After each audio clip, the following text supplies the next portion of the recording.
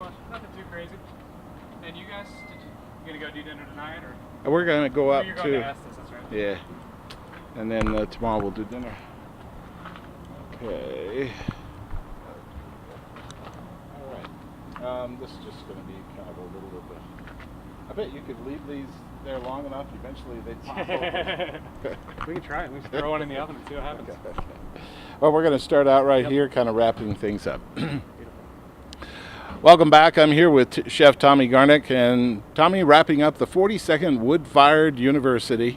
And I tell you what, I noticed you spend a lot of time both in the classroom, kitchen, and actually out here as well, telling people about sourcing their ingredients. Clean ingredients, good ingredients in means a good product out. And you happen to be a big fan of Carmelina brands. Can you tell us a little bit about that? Yeah, absolutely. I mean, I think you hit on a big part of that there. We want a good quality, consistent ingredient. I mean, as a restaurant owner, as a chef, as someone that's sharing their food with people, you want to know that you're going to get the same flavor every time. So we're really passionate about brands that kind of follow through with that as well. And something as simple and as complex as a tomato, right? Tomato's almost that perfect food. It's got that nice balance of sweetness, acidity, and it talks throughout all cultures and all different cuisines that are there. I mean, whether it's kind of the classic Italian pizza, whether it goes into the Middle Eastern, Mediterranean, whether even down into Mexico. I mean, it's a very kind of universal flavor. So when we're doing that, I want a very distinct flavor that I'm getting from there. I want that right balance of the acidity, the right balance of the sweetness. So that way because that's the base of my pizza. That's going to be that prominent flavor profile. So everything that we're using, everything that we're doing, we're looking for those different techniques and those brands and companies that can bring that for us, such as Carmelina. So that way I know every time that I open up a can, it's going to be the same quality product. It's going to be the same. So that way my guest, my customer, and my students are going to be able to experience that same flavor each time.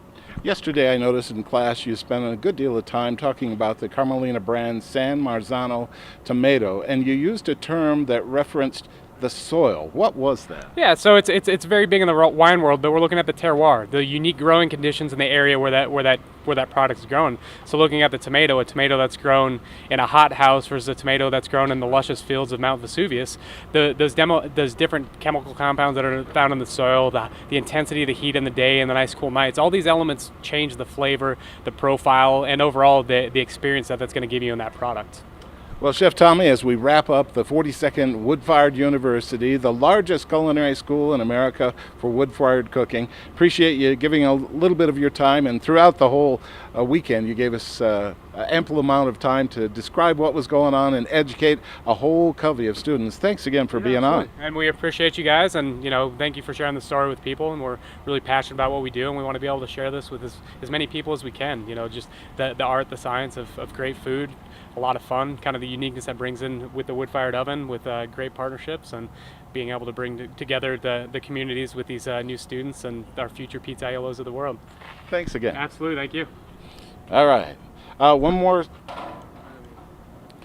Welcome back. Here at the Wood-Fired University, not only do they teach you the basics from A to Z, soup to nuts, but they also talk about trends, trendy grains, and right behind us here, this is pretty interesting, the Himalayan salt plate. And Tommy, this is kind of new, very trendy, but I guess it's pretty good for you as well, because there's a lot of nutrients that can come out of this and give a different taste to the food. Is that right? Yeah, absolutely. I mean, this is wood-fired cooking. Unfortunately, these poor little ovens kind of get pigeonholed into being pizza ovens, but they are so much more than that. They are an oven, right?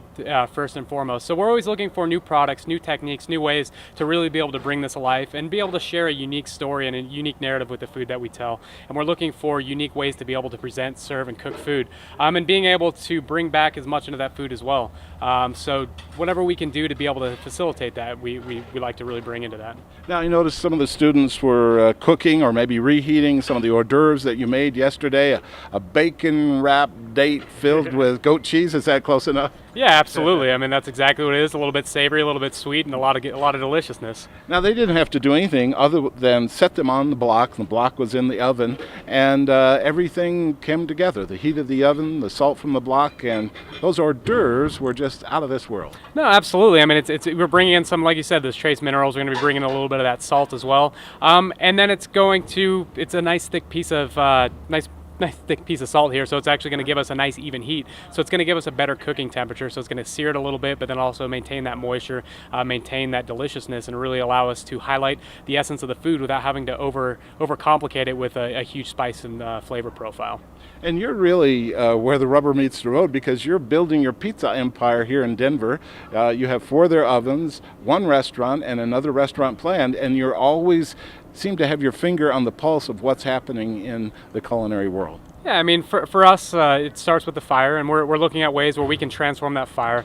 The basic of, the fundamental transformational effect that fire has on people and food itself, and being able to tell that story. Again, so we're looking for ways to be able to do that. How do we take this unique element, kind of the most primal cooking technique, but bring it forward into the 21st century to transform food in a new way and to be able to forge new connections and new experiences for our guests? Chef Tommy Garnick, Brava Pizza, thank you so much for being on again. Absolutely, we appreciate it, and I look forward to seeing you around. All right, nice job. We can leave those there. I'm going to grab some B-roll, and then I'll move them out of the heat. All right, I'm going to run inside and help out just wind that all down. Okay, yeah, we're all down here. Thank you, sir. Absolutely.